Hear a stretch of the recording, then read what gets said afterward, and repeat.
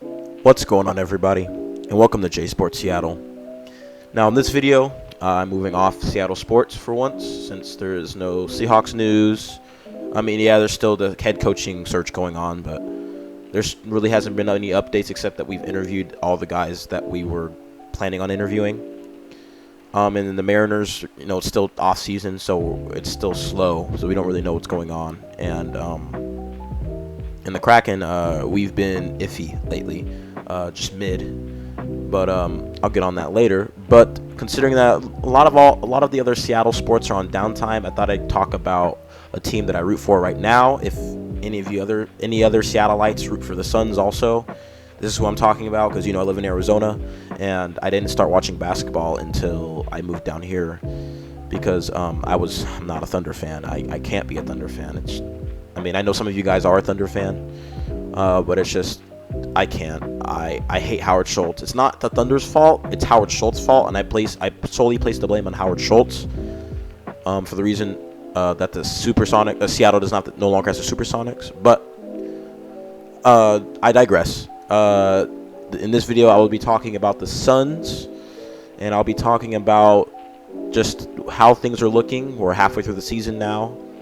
They just played their 43rd game, so just like one game halfway past the halfway point. But a couple games actually. But yeah, we're at the halfway point of the season, and things are starting to click, and that's what I'm going to be talking about in today's video.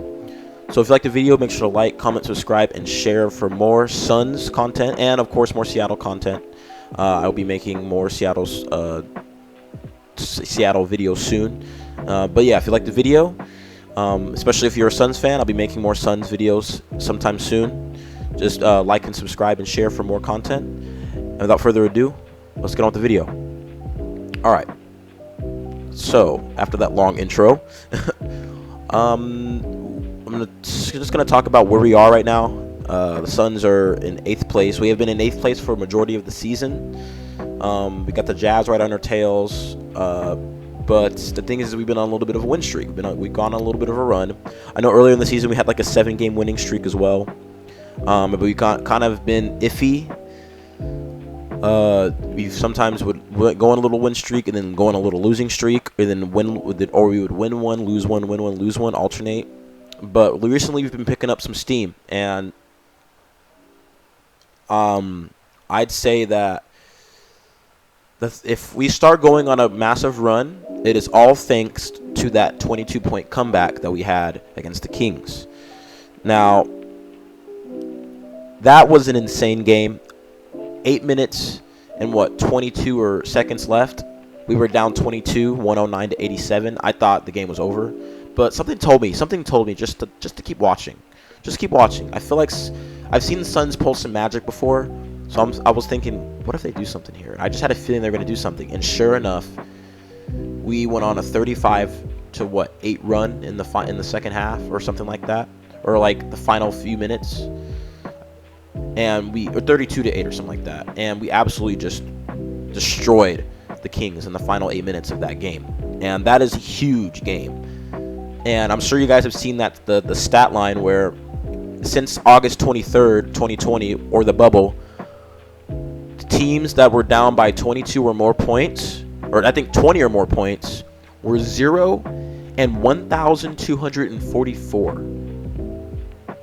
So that means in over 1,200 games played where teams were down by 20 or more points, not a single team came back and won until that Suns game. And I was absolutely in shock. When Katie hit the 3 to put us down by 4, 113 to 109, I knew we were winning the game. Because I was like, wow, we really came all the way back. We're not going to want to stop here now. So I feel like that game against the Kings really set the tone for how the rest of the season will go. And sure enough, we went to New Orleans, and Booker dropped a 50-burger on their heads. First off, Booker just owns the Pelicans. It just seems like he's dropped consecutive 50-point games against the Pelicans. He had a 58-pointer against the Pelicans last season, and in December what was it, December 17th, I think, that's 2022 or the 2022-2023 season. And then now he dropped a 52 bomb. I was hoping he would get. I thought he was going to score 60, potentially 70, but nah, 52 and 3/4 is absolutely nuts. And I will get to that. I'll get to why he scored 52 in a minute. But I feel like now we're picking up traction. We are picking up some steam, and we're hot right now. And we're going in today's game. Today we play the Pacers at I think 6 o'clock. We're hot, and we need to continue that, especially since we got like I said, we got the Pacers today, who are a good team, who just acquired Pascal Siakam, who is a good wing / center who can defend well. And then we have the Bulls tomorrow, but it seems the Booker always goes off against the Bulls. I remember I went to, I think it was last year, I saw Booker drop like 51 points against the Bulls at home. He always goes off against the Bulls and at home too, so I'm expecting Booker to go crazy. And then ultimate matchup, we got the Mavericks on Wednesday. That is a must win because they are ahead of us in the standings, and we want to even the series. So must win. On Wednesday, and we got to beat the Luka father allegations. I mean, he never will until we beat him in the playoffs, but Luka owns the Suns right now, and that's just the reality of it. Yes, Booker has a winning record against Luka, but in recent times, dating back to the Game 7 in 2022, and then ever since then, Luka's just had her number. So, I mean, he dropped 50 points against us earlier this season. I mean that's what Booker did to the Pelicans is what Luka did to us. So must win on Wednesday. But yeah, going back to Booker's 52 piece against the Pelicans, that was a insane game, a masterpiece that I witnessed. I knew Booker was going to drop a 50 piece as soon as I saw him drop 25 in the first quarter. I'm like, yeah, Booker's about to go off. He's about to drop 50 today, and sure enough, he dropped 52. So. Yeah, Booker had an insane game, but there is a reason why he's had an insane game. And honestly, there's a reason why he's been going off the past few weeks and dropping 30-plus bombs every so often. It's because he's not playing point guard anymore. Like I said, Booker, I don't know, I haven't said this before, but I've said this in the past to other people. Booker is not a point guard. You cannot put him at the 1 and expect things to go smoothly. Yes, he's averaging nearly 8 assists per game, which is, I think, top 10 in the league. But it's just not. He's playing out of his natural position. That's not his natural position. His natural position is scorer first. He is a shooting guard. And what did he do against the Pelicans? He was a shooting guard. KD told him to be aggressive. You saw KD's post game interview. He told him to be aggressive. Screw that passer first mentality. Go score the ball. And sure enough, lethal. 18 of 30. From the field, 6 of 11 from 3, lethal. Like, he went absolutely bonkers against the Pelicans. And that was, like I said, that was within 3 quarters. And because after 3 quarters, when they put him back in the fourth, they were double and triple teaming him, which left so many other people wide open. Grayson Allen was open, hit 3 straight threes. KD was open, hit a couple threes. That's because they had to spend so. And that was the vision that this team had entering the season. When someone is going off, you cannot guard all 3 because you leave KD open, 3. You leave Beal open, 3. You leave Allen, who is the best 3-point shooter in the league right now, shooting nearly 50% from 3. It's not going to work out for other teams. So, and keep in mind, Allen, he basically all of his field goal makes are 3-pointers. He's shooting 50% from the field, but he's shooting 48% from 3, which is absolutely nuts. He is a knockdown shooter. And if I don't see him in a 3-point shooting contest in Indianapolis, I'm going to cause some problems. And Eddie Johnson said the same thing in New Orleans. He needs to be in Indy for the 3-point contest because that is insane. But that's, like I said, this is the vision. Oops, sorry about that if you heard that. Like I said, this is the vision that this team had entering the season. You cannot guard all 3 of these guys. Now 4, because you have Booker, Beal, KD, and then Allen, who is a sharpshooter in our starting lineup. You cannot leave those guys open. And then you have shooters off the bench like Eric Gordon. Yes, he's streaky. Sometimes he'll have off nights, but other times he'll drain them. He'll drain them threes. I know we had Utah Watanabe. He's kind of had a disappointing season. He's shooting 31% from 3. That's not really good. That's not what we signed him for. But then we have our secret weapon in who's been hurt though because his frame, his build, it's easy for him to get hurt. I mean, he's 7'3". He's literally Wemby, well, before Wemby. But Bol, he's shown flashes and shown that he can be a key piece in the lineup as long as he's healthy. But we have like a good 8-man rotation going. Gordon off the bench. We got Drew Eubanks, who can make some plays at times. Since he's inconsistent, but he can make plays. Bol, when he's healthy, can do something. I know Nasir Little's had some meaningful minutes. He can shoot from the three. He can shoot the three. KBD is really good. Is a really good defensive wing. Although you don't want to keep him out there for too many stretches because he's not really having a good scoring season like he did last year in San Antonio. But San Antonio, I think he was from San Antonio. Yeah, San Antonio. But we have a good thing going, and Vogel has been messing around with the lineups, and I feel like against the Kings, when he found that small ball lineup in the final 8 minutes, that really just gave Kings fits. That really, like, putting KD at the stretch 5 was what really turned that game against the Kings, and I think he's going to start looking at that and the thing is he put all of his 5 best shooters on the floor: KD, Booker, Beal, Allen, and then Gordon in the Kings. That's when we are down and we need scorers. That's when we need some shots, and those guys will come through. Gordon had some clutch shots in that Kings game. He made one to bring us to 115, 112, and then he had another one to tie the game. So we have a good thing going on right here. Our defense still needs to improve. I'm going to get into the stats, but yeah, this is the standings as of right now. We are 23-18, right on the Kings' tails. The reason why the Kings are ahead of us is even though we beat them, they still lead the series 2-1. So they have that tiebreaker over us. But we beat the Pelicans, which was huge because they are ahead of us in the standings. And we have to beat the Mavericks on Wednesday. Right now, we are only 1 game out of the 5th spot, I believe. So this is huge. This is huge that we win today and we win tomorrow against the Bulls, and then we have a day rest and we got to take care of business in Dallas on Wednesday. But moving on to our stats, this is how many points per game that we are allowing. We are literally dead center. We are average in the league. And keep in mind that that Pelicans game was the 10th game that the big three have played together. 10th game, and it's been 43 games, and they've only played, that was their 10th game because of injuries. Injuries have derailed the season so far for us. So I think this will get better. Our defense will start improving a little bit, hopefully, because we can't, like, as much as you can get in shootouts with the scores that you have on this team, it's not sustainable in the playoffs. When you're always exerting so much effort on the offensive side, when you're on defense, you're gassed. So but the thing is we got to pick it up on defense, so that way you can turn that defense into offense, and it makes it much easier for the team in the long run.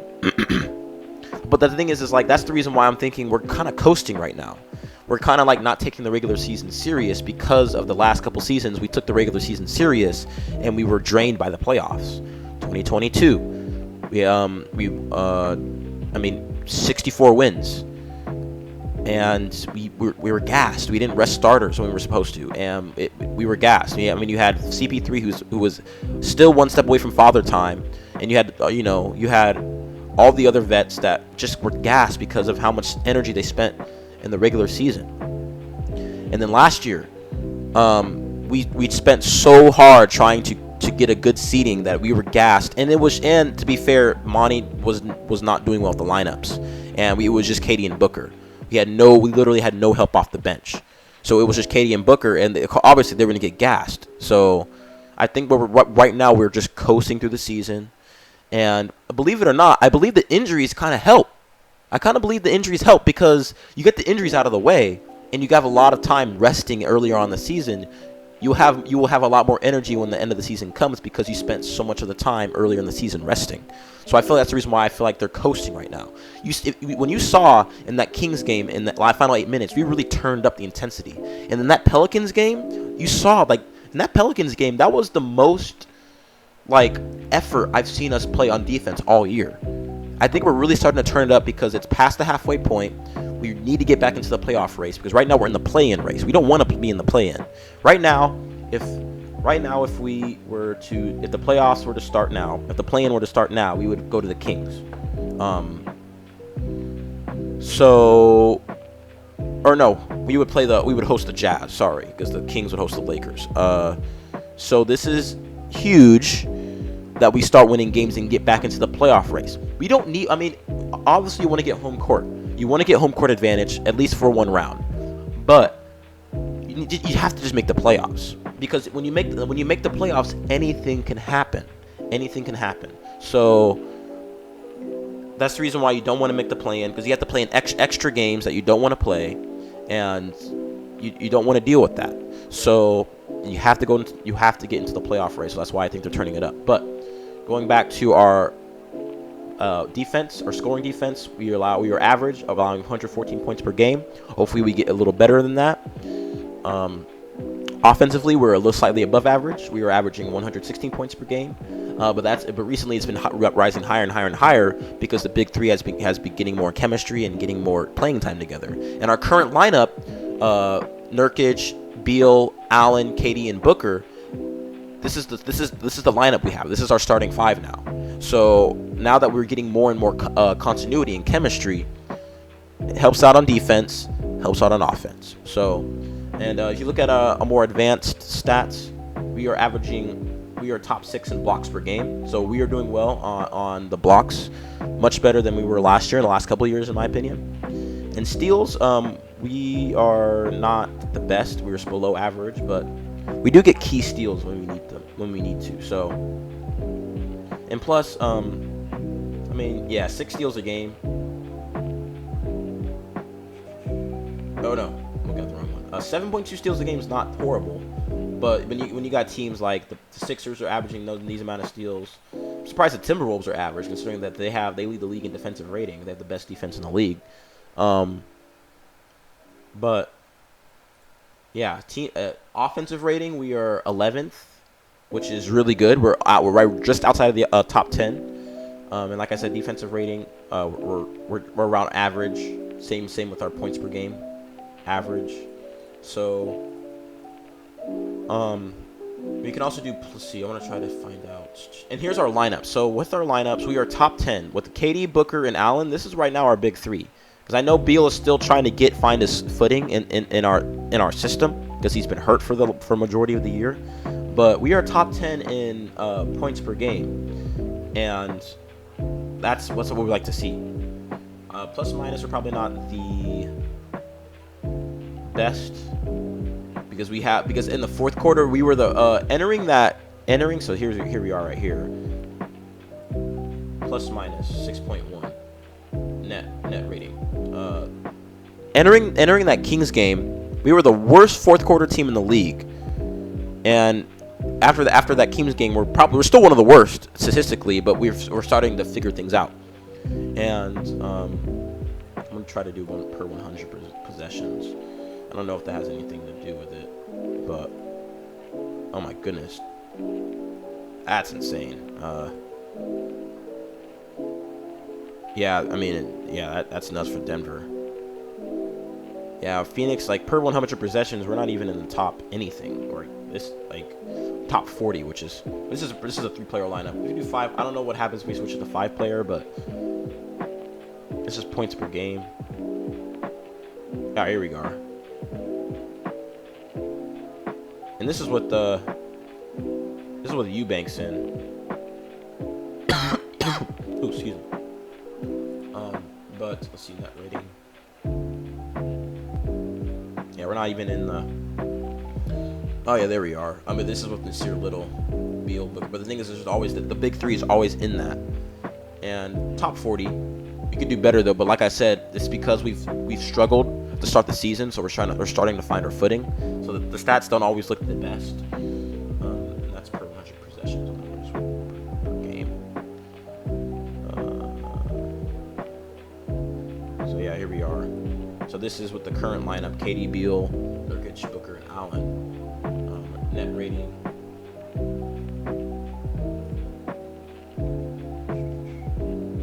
Yeah, we're not even in the top 40 on that. What about points?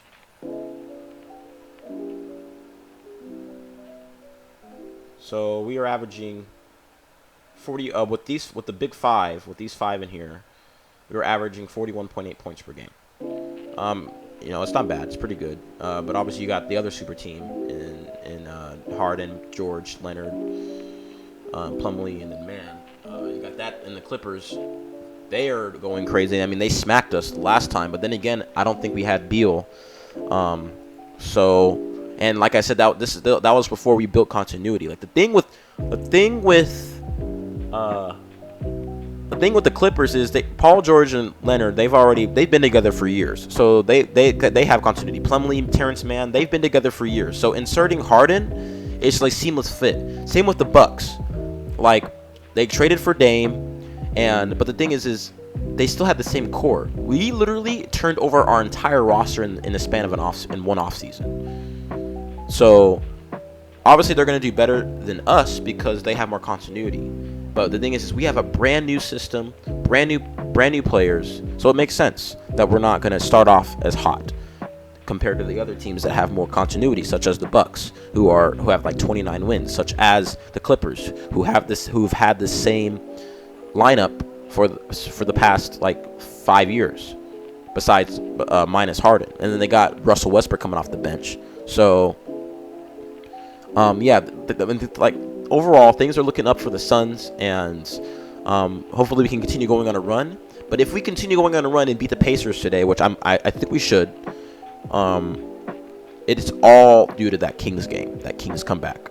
I think that Kings comeback really did spark something in this team. And it showed when we came out guns a-blazing in New Orleans. So you got to keep it up, and we'll see what happens. And hopefully we can continue our winning streak. But I think that's all I have for this video. If you like the video, make sure to like, comment, subscribe, and share for more Suns content, and of course more Seattle content. I'll be making another Suns video. I don't know, probably maybe closer to the end of the season when the playoffs are about to start. Yeah, it's looking good so far for the Suns. 5 games above 500, trying to make it 6. Try to get back into the playoff race. So, comment below what you think. Thank you for stopping by. Have a good day, and go Suns. And for any other Seattle fans, obviously I have to say my normal outro: go Hawks, go Mariners, and go Kraken.